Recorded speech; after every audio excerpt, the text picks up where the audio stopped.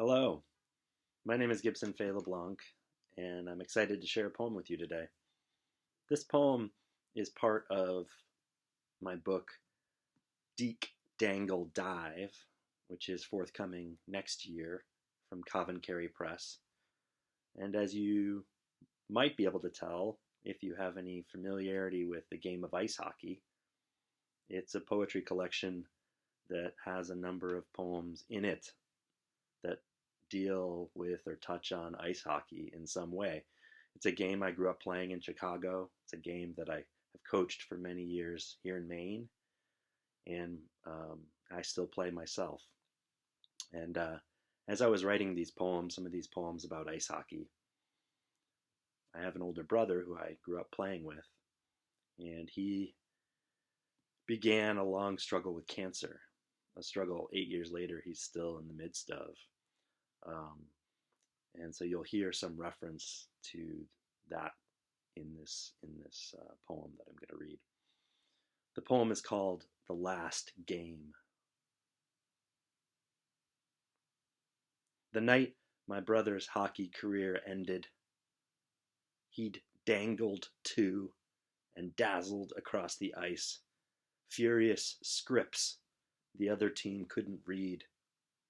When someone's will was done, maybe a coach, a nod, 2 words, number 9.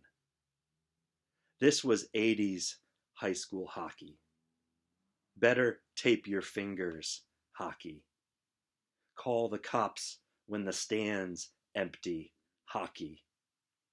So one kid knelt behind my brother, and another cross-checked him over that knee.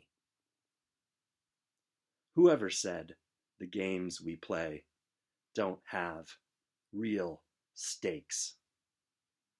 Lee crumpled headfirst into the boards and lay there until a stretcher carried him.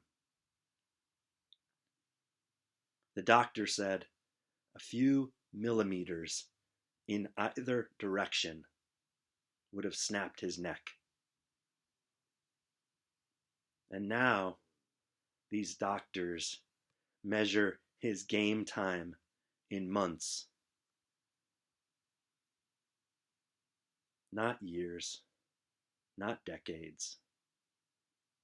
My brother plays with cranial staples, infusions, endless forms, and learns the rules, penalties, and odds of loss.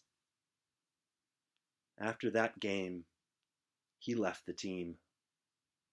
I followed and stuck to empty Sundays, blasting Springsteen and slap shots on an unguarded net.